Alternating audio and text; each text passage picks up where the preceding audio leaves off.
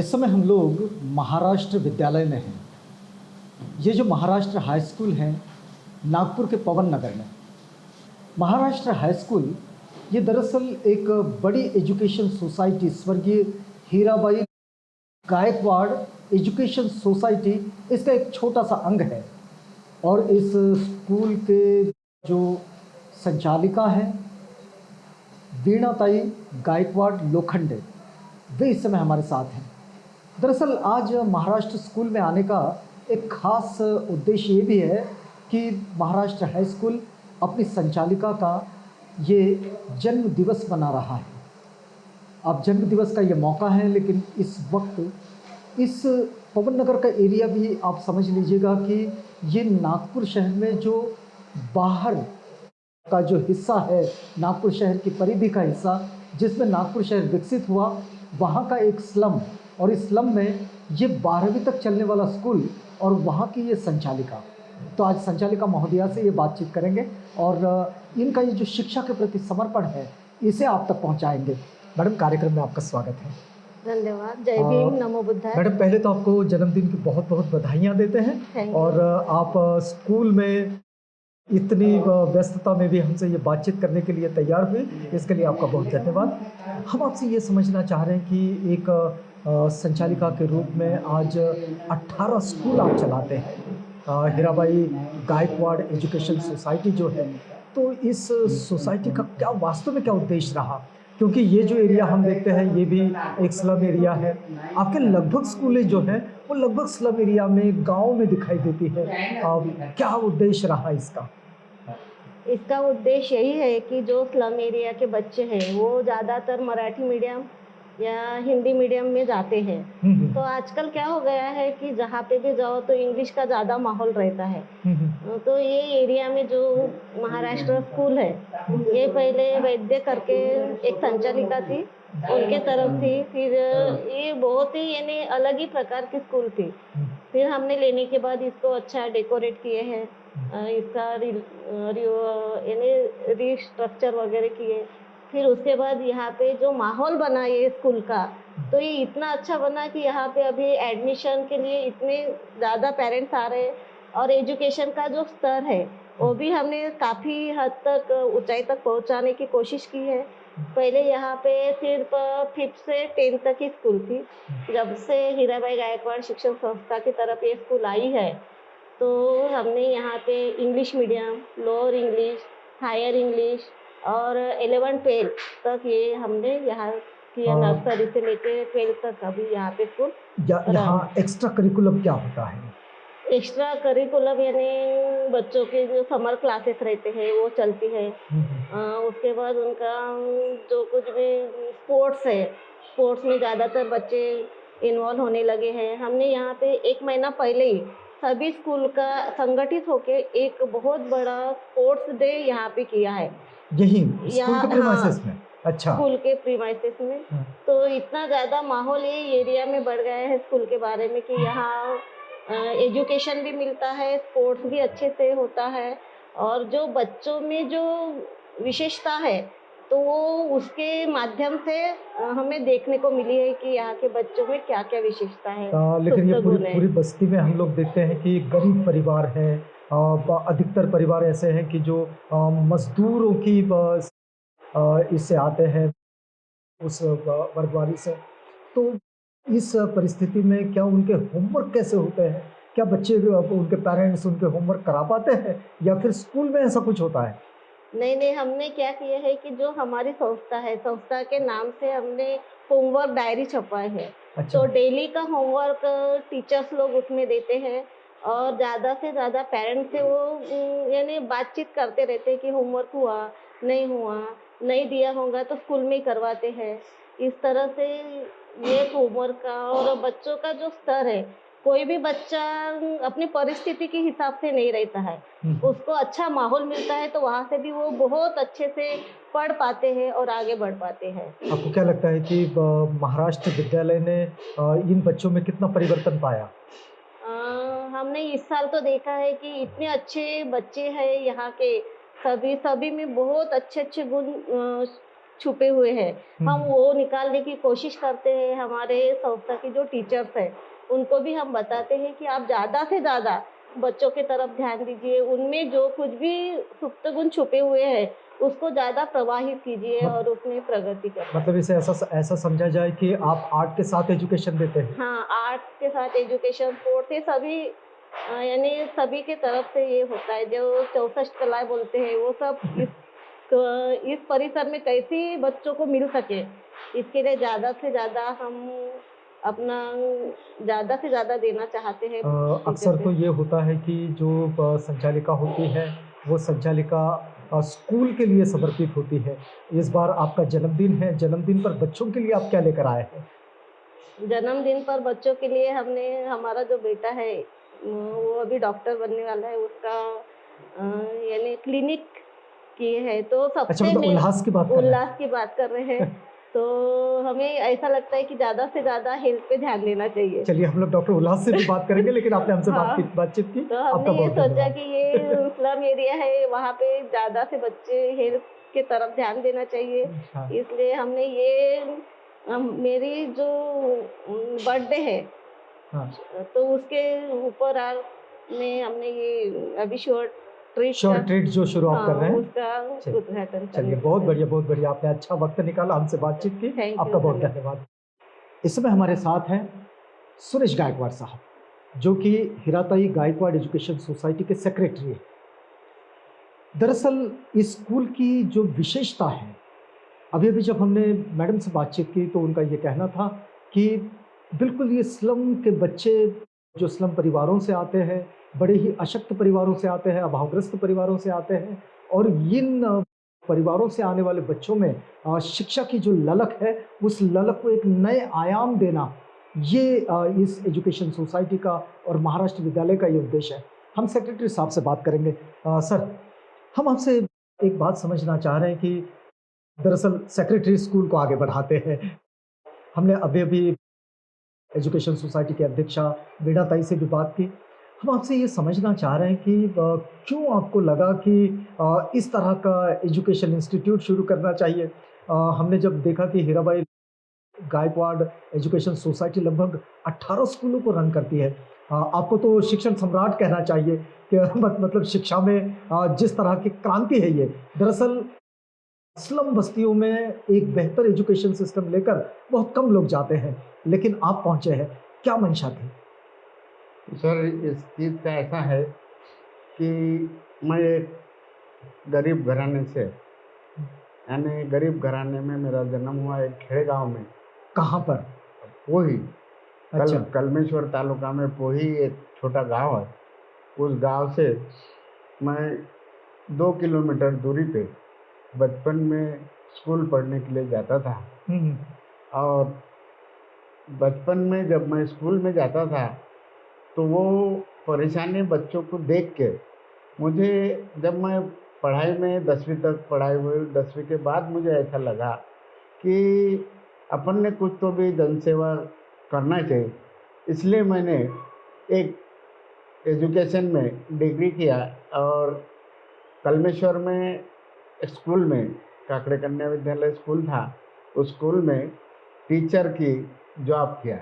अच्छा। टीचर का जॉब जब मैंने शुरू किया तो उस समय भी उस गांव में आजू बाजू खेड़े के बच्चे आते थे। तो वो बच्चे जो पढ़ाई में उनको जो दिक्कत जाती थी, समस्या जाती थी, तो मैंने ऐसा तय किया कि अपन ही एक संस्था बना के और जो भी उनकी समस्याएं हैं अपन दूर कर कैसा करेंगे, इस प्रयास में मैं लगातार रहा और मैं खुद ही एक एजुकेशन संस्था 1988 में स्थापन की। अच्छा, 1988 में हीराबाई गायकवाड़ एजुकेशन सोसाइटी की स्थापना हुई है। स्थापना हुई, मैं संस्थापक हूँ।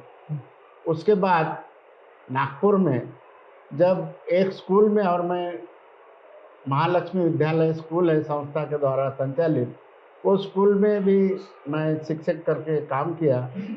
वहाँ का जब वो एरिया था, उस एरिया में गरीब बच्चे पढ़ रहे थे, उनकी समस्या देख के मेरे से जितना भी प्रयास हो के बच्चों को जो भी मदद, कपड़े ड्रेस, उनके पढ़ाई में, उनके आने में जो समस्याएं देख के मैंने छोटी बस लिया और बस से बच्चे को स्कूल में आने के लिए मदद की। बच्चे के जब मैं जो जो समस्याएं दूर करने लगा, तो जो परिसर में पालक वर्ग था, वो मुझे भी बहुत सारी मदद बच्चे मिलने के लिए करते रहे।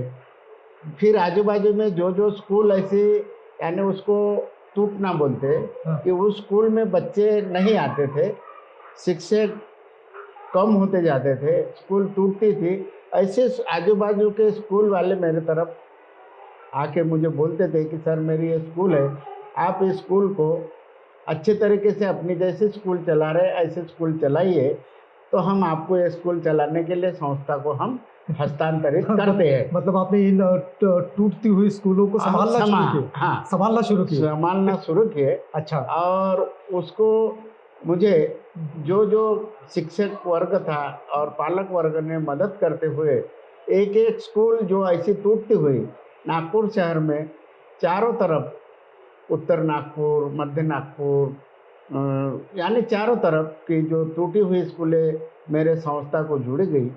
और जो स्लम एरिया के हैं अभी भी अपनी जो स्कूलें हैं, तो फिर मुझे ऐसा एहसास हुआ कि कुछ बच्चे जो है मराठी में कम आना और इंग्लिश स्कूल में पढ़ने की उनकी इच्छा दिखी, तो इंग्लिश स्कूल भी हमने लेना शुरू किए। अच्छा। मतलब कि तो अभी परमिशन अभी लेना। अभी हाँ, अगर समझना चाहे कि इन 18 स्कूलों में कितने बच्चे पढ़ते होंगे? कम से कम अगर 500 400 एक एक स्कूल में है, तो अच्छा। 12 से 15 हजार तक बच्चे होंगे पूरे स्कूलों में। और इंग्लिश स्कूल भी अपने तरफ 3 है। वो लिटिल स्टार कॉन्वेंट करके है, इंडिया यानी जो उसका इंडियन पब्लिक स्कूल करके। जी। तो मुझे ऐसा महसूस हुआ कि जब अपने अलग अलग नाम के इंडिया पब्लिक स्कूल के नाम से तीनों स्कूल चलाने का, हाँ। तो वो तीनों स्कूल उसी के नाम से है, महालक्ष्मी के नाम से है। यानी एक महालक्ष्मी नाम जब मैंने एक स्कूल को दिया, तो मुझे बहुत सारा उस स्कूल में मतलब कि बच्चे आने में, और ये स्कूल गायकवाड़ गुरुजी के, गायकवाड़ की संस्था की है, ये नाम आ गया कि प्रचार हो जाता। इसलिए मैंने चारों तरफ स्कूलें अपने स्कूल में हस्तांतरित करके शासन से परवानगी लेके अपने स्कूल चलाते हैं। अभी ऐसा महसूस लेकिन हुआ। लेकिन हाँ, आपकी लगभग स्कूलें जो हैं वो तो स्लम एरियाज में हैं। हाँ। ये सारी मजदूरों की बस्तियां होती हैं, बहुत अभावग्रस्त जीवन है इनका, और ऐसी स्थिति में ये फीस कैसे मेंटेन होती है? सर, जो अनुदानित स्कूल हैं, वो अनुदानित स्कूल तो फीस हम लेते नहीं, लेकिन बच्चों को हमारे तरफ से, संस्था के तरफ से आने जाने के लिए बस की सुविधा है। और क्या ये बसें फ्री चलती हैं? हाँ, फ्री चलती है, विदाउट, यानी उनसे पैसे नहीं लेते हुए। और उनको हम स्कूल के तरफ से टीचर लोग भी, संस्था भी मदद करके उनको ड्रेस देते हैं, पोशाक देते हैं। जो बच्चों को अगर किताब नहीं है उनको किताबें देते हैं। और उनको जो भी अगर कोई बच्चा, संस्था भी अगर साल में हम ऐसा एक प्रोग्राम करते हैं कि जो बच्चे अगर अच्छा एडमिशन देगा, जो 5-10 बच्चे अगर लाएंगे, तो उस बच्चे को संस्था के तरफ से हम पूरा पोशाक फ्री देते हैं। अच्छा। यानी हाँ, उसका दफ्तर, उसका जो है, यानी पूरा उसका जो बजट है, तो इसलिए वो बच्चे भी हमें एडमिशन के लिए मदद करते हैं। फिर अभी इस एरिया में ये 2 साल से एक महाराष्ट्र विद्यालय संस्था को हस्तांतरण हुआ, तो इस एरिया में आजू बाजू एक भी नर्सिंग होम, दवाखाना नहीं दिखा। तो मेरा जो बच्चा है, बच्चे ने डॉक्टर की किया है, अभी वो पूरा यानी ट्रेन हो गया। अभी वो बोलता है कि मैं और कहीं करने के बदले मैं अपने एक क्लिनिक खोल के अच्छा जितनी भी सेवा होती है। तो हमने अभी भी हेल्थ कैंप रखा है फ्री में, यानी हेल्थ कैंप में जो जो डॉक्टर की टीम है, आँख, दाँत, कान, जो भी ब्लड, शुगर, ये फ्री में हमने। और इस एरिया में बच्चे ने, कि जो बच्चा स्कूल में पढ़ता है, वो स्कूल का अगर अपना आइडेंटिटी कार्ड लेके अगर उसका पालक अपने स्कूल मतलब दवाखाने में आएंगे, तो उनको हम एक 30% यानी जो भी फीस होती है अच्छा। वो फीस से अच्छा, मतलब स्कूल में पढ़ने वाले बच्चे अगर अपने अभिभावकों के साथ आते हैं हाँ तो उनके लिए, पूरे परिवार के उनको लिए हम सभी बच्चों को उनके कार्ड देने वाले हैं, आइडेंटिटी कार्ड। अगर वो बच्चा और साथ में अगर उनका पालक लाएगा कि ये अपने बच्चे के पालक है, तो 30% हमने उनके लिए फ्री रखा है। और तो मतलब ये शिक्षा और स्वास्थ्य दोनों को लेकर आप पवन नगर में हैं। हाँ, तो और ये हमने जब से ये इस एरिया में प्रचार किया तो बहुत सारा आजू बाजू का परिसर जो है हमें मदद करना चाहते हैं। बाजू में एक राहुल बौद्ध विहार है, उस राहुल बौद्ध विहार का जब वो हमने देखा कि वहाँ कोई करने देखभालने वाले उनके कोई मंडल नहीं था, तो अभी उसकी जो देखभाल है और उनका जो टूटा टाटा जो था वो हमने पूरा सफेद किया है, गेट बनाया है। यानी उस बौद्ध विहार को भी यानी जनसेवा करने का काम और उसका जो सुशोभित अच्छा, मतलब उसका भी मेंटेनेंस आपके पास आ गया। हाँ, वो आया और उसका भी हम चलिए, अगर सुरेश जी, हम आपसे ये समझना चाहें कि इस वक्त में आपके यहाँ महाराष्ट्र विद्यालय में संचालिका अध्यक्षा जो है, उनका जन्मदिन है। श्योर ट्रीट जो आपके बेटे डॉक्टर उल्लास का एक क्लिनिक है, उसका ये उद्घाटन का भी वक्त है। और तीसरी बात ये है कि एक निःशुल्क जो उपचार शिविर होता है, निदान शिविर होता है बीमारियों का, वो भी चल रहा है। अगर एक शिक्षाविद के रूप में, एक शिक्षा सम्राट के रूप में, या एक शिक्षा के प्रति समर्पित व्यक्ति के रूप में अगर आपसे कोई संदेश इस वक्त हम लेना चाहें, तो आपका संदेश क्या होगा? अभी संदेश के अगर आप पूछ रहे तो अभी तक कम से कम मुझे मैसेज और व्हाट्सएप पे कि बहुत अच्छा कार्य हो रहा है, ऐसी मैसेज आ रहे। और हम ये चाहते कि जो भेदभाव होता है अभी जो यानी अलग अलग कि जाति धर्म का, वो नष्ट कैसा हो जाएगा इसके, और वो बच्चों को उस तरीके से हम उसके यानी हमारे अभ्यासक्रम से और जो स्टाफ है और समाज के भी बारे में यानी उनके इनमें कैसी भावना निर्माण हो जाएंगी, तो उससे हम ज़्यादा से ज़्यादा प्रयास करके यानी जाति धर्म का नष्ट करने का भी हम कार्य करने का सोचते हैं। चलिए, बहुत धन्यवाद आपका। इस समय हम लोग बातचीत कर रहे थे हीराबाई गायकवाड़ एजुकेशन सोसाइटी के सेक्रेटरी और इसके संस्थापक भी हैं वे इस सोसाइटी के, सुरेश गायकवाड़ साहब से। इस समय आपसे जिनकी भेंट करवा रहे हैं, ये महाराष्ट्र हाई स्कूल के head master Sudhir Warkar sir हैं। वारकर सर, एक बात हम आपसे समझना चाहेंगे कि हीराबाई एजुकेशन सोसाइटी, ये जो है हीराबाई गायकवाड़ एजुकेशन सोसाइटी, इस सोसाइटी की विशेषता क्या है? सबसे पहले हीराबाई गायकवाड़ शिक्षण संस्था के सचिव जी, सन्माननीय सुरेश जी गायकवाड़ सर, अच्छा, और मतलब इस संस्था के अध्यक्षा हाँ, सौ विनाते गायकवाड़ मैडम, ये हमारे प्रेरणा स्थान है, क्योंकि इनका जो मार्गदर्शन हमको जो प्राप्त होता है, उस मार्गदर्शन से ही यह स्कूलें जो है दिनों पे दिन प्रगति पथ पर चल रही है।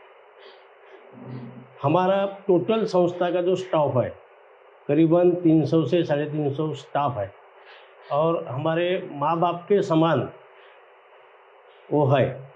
अच्छा, यानी इतने संस्था में एक भी तकरार नहीं है, ये सबसे बड़ी हमारी संस्था की उपलब्धि है। जी, सर के सामने नहीं, मैं पीछे भी बात करता हूँ, क्योंकि मैं एक संगठन का कार्यवाह भी हूँ नागपुर शहर का। जी। क्या और एक बात और भी समझना चाहेंगे कि जैसे आपने कहा कि ये हमारे मार्गदर्शक हैं, हमारे संचालक, संचालिका, ये सब मार्गदर्शक हैं, और ये बच्चों की शिक्षा में समर्पित ये ऐसी एजुकेशन सोसाइटी जो बिल्कुल स्लम विभाग के बच्चों को देखती है।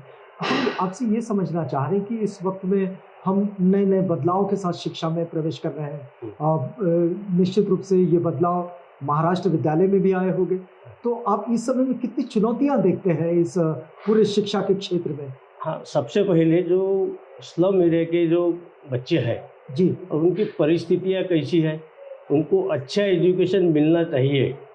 ये बड़े बड़े स्कूल में फीस नहीं दे सकते, क्योंकि खाने की सुविधा घर में नहीं है। ऐसे परिस्थिति में गायकवाड़ सर ने CBSE स्कूल स्टार्ट की, ये और इसी एरिया में? इसी एरिया में, और वो भी सबसे कम दाम में बच्चों को अच्छा एजुकेशन देने का प्रयास चालू है।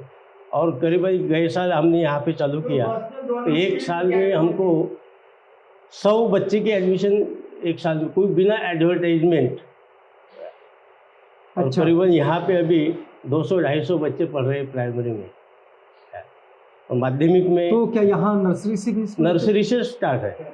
अच्छा, तो मतलब नर्सरी, फिर KG1 KG2, KG1 KG2 मतलब प्री प्राइमरी, प्राइमरी और हाई स्कूल सभी। अच्छा। और इस एरिया में तो एक आश्चर्य की बात है कि ऐसी बड़ी स्कूल है और इतना इंफ्रास्ट्रक्चर अच्छा है यहाँ का कि आप देख ही रहे कि ये एरिया में ऐसी स्कूल नहीं है।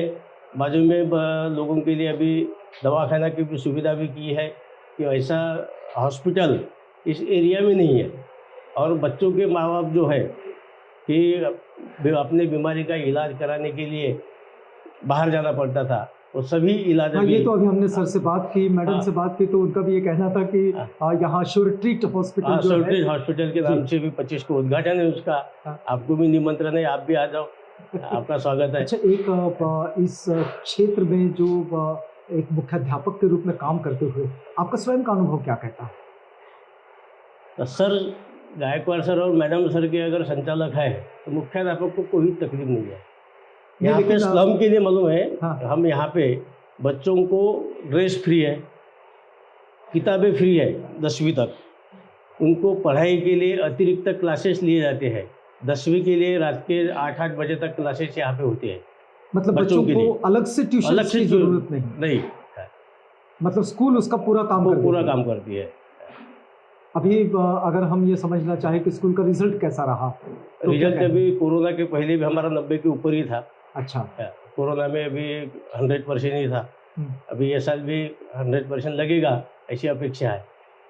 या ये 10वीं में भी और 12वीं में भी? 10वीं में।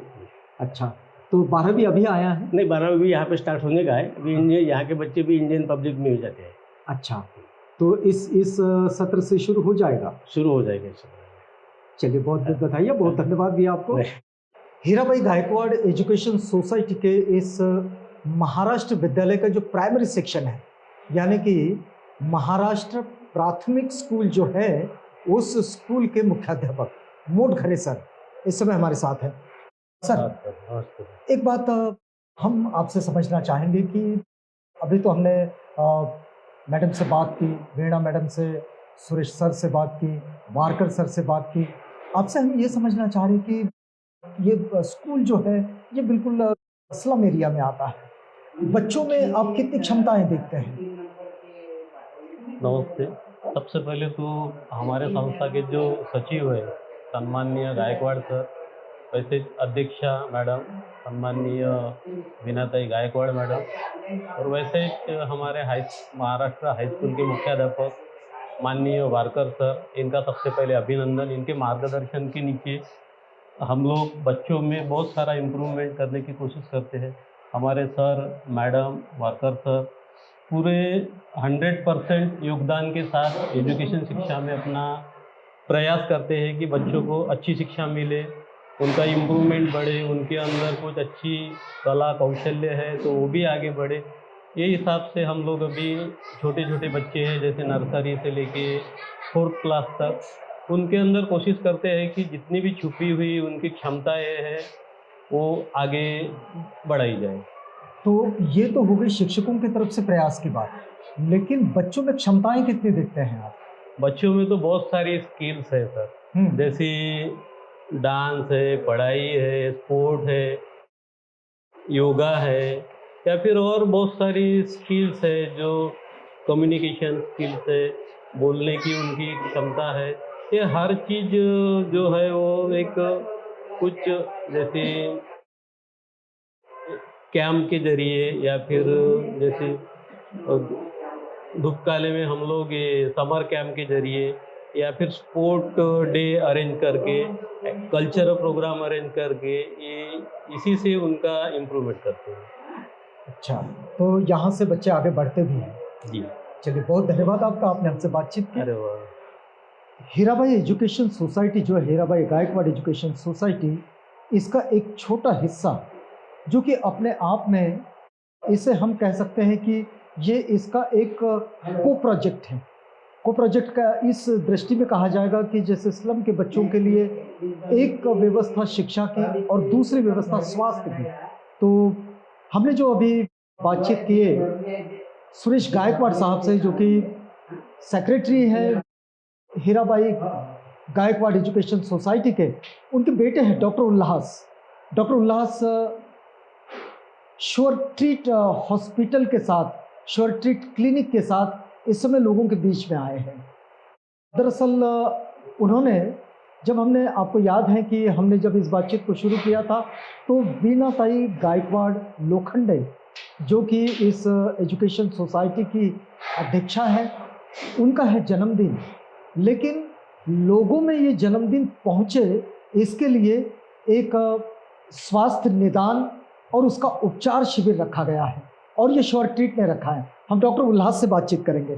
डॉक्टर उल्लास, हम आपसे ये समझना चाह रहे हैं कि ये जो आपने मुफ्त निदान एवं उपचार शिविर रखा है जो स्वास्थ्य से रिलेटेड है, तो क्या ये शिविर क्लिनिक में होगा या फिर आप बस्ती में जाकर करेंगे? सबसे पहले तो जय भीम, नमो बुद्धाय। सबसे पहले तो मैं ये कहना चाहूँगा कि ये जो हेल्थ शिविर का हमने कैंप रखा है, इसका जो रीज़न है वो हमारी स्वर्गीय हीराबाई शिक्षण संस्था के जो अध्यक्ष मैडम है वीणाताई गायकवाड़ मैडम, जो कि मेरी मम्मी लगती है, उनके जन्म दिवस निमित्त हमने ये कैंप आयोजित किया है। तो ये कैंप क्लिनिक पर ही होगा या बस्ती में होगा? नहीं, हाँ। क्लिनिक का उस दिन उद्घाटन है और हमारे क्लिनिक के सामने ही एक राहुल बुद्ध विहार है। हाँ। उस विहार में हमने अच्छा, मतलब राहुल बुद्ध विहार के प्रीमाइसेस में लगेगा ये? अच्छा, तो क्या इसमें कोई और भी विशेषज्ञ आएंगे? आपने कार्डियोलॉजी के साथ बहुत लंबे समय तक काम किया है, ऐसा हमने सुना है। तो आप उसी सेक्शन पर काम करेंगे या फिर और भी डॉक्टर्स विशेषज्ञ आएंगे? नहीं, यहाँ पे 10 अलग अलग विशेषज्ञ आएंगे। ऑप्थेल्मोलॉजिस्ट आएंगे, गायनिकोलॉजिस्ट आएंगे, ENT रिलेटेड डॉक्टर्स आएंगे, जनरल प्रैक्टिशनर्स आएंगे, सर्जन्स आएंगे। ऐसे 10 अलग अलग डॉक्टर आने वाले हैं।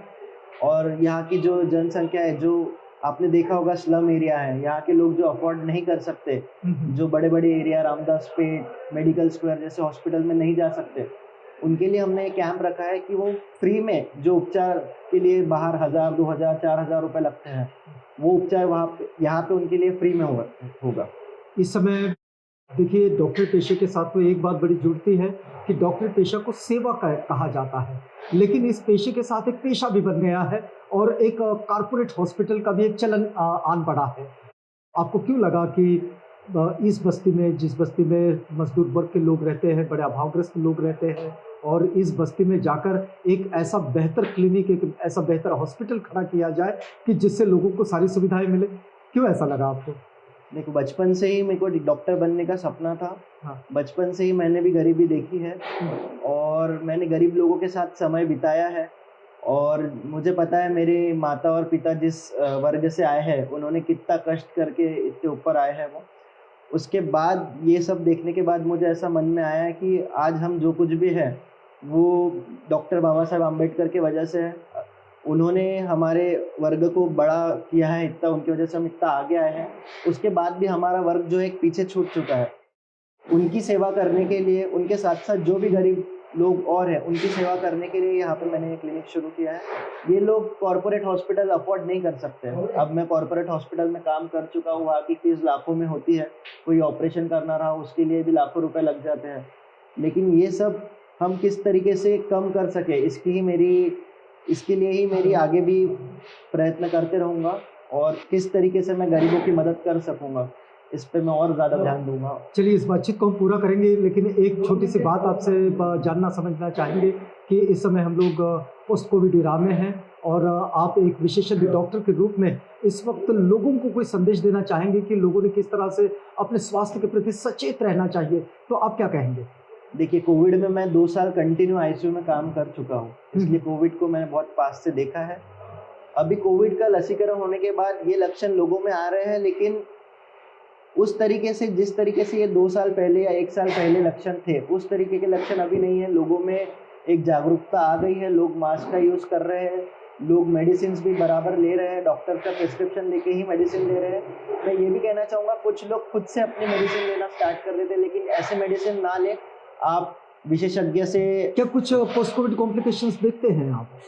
Post Covid complications, sugar level में लोगों का थोड़ा सा, जो स्टेरॉइड्स यूज हुए हैं कॉम्प्लिकेशंस के कोविड एरा में, उसकी वजह से लोगों की शुगर थोड़ी सी हाई होते जा रही है, लेकिन उसके लिए लोग अभी मेडिकेशन ले रहे हैं। और आने वाले का आपको क्या लगता है कि किस तरह की सावधानियां बरतनी चाहिए, या फिर किस तरह से सचेत रहना चाहिए कि कुछ छोटे छोटे लक्षण होते हैं जो दिखाई दे तो अपने डॉक्टरों से संपर्क करें?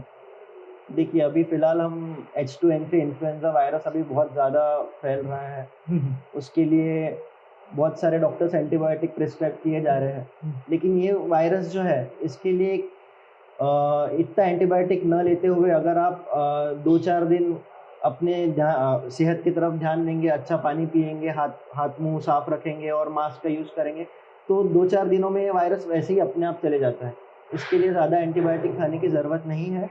और आने वाले काल में भी आपको मास्क का प्रॉपर यूज़ करके, अपना हाथ सैनिटाइज करके, और बाकी लोगों को भी, जो लोग ये नहीं समझते हैं कि हमें मास्क का क्यों इस्तेमाल करना चाहिए, उन्हें भी बताइए कि मास्क यूज़ करना और सैनिटाइज़र यूज़ करना ये बहुत इम्पोर्टेंट है हमारे समाज में। चलिए, बहुत धन्यवाद आपका। इस समय हमने आपको जोड़े रखा था स्वर्गीय हीराबाई गायकवाड़ एजुकेशन सोसाइटी के साथ, और इस एजुकेशन सोसाइटी का ये जो महाराष्ट्र विद्यालय है, इस विद्यालय में हम लोग बातचीत कर रहे थे। यहाँ रुकते हैं, आप बने रहिएगा आवाज़ इंडिया के साथ, प्रोग्राम आगे भी जारी है।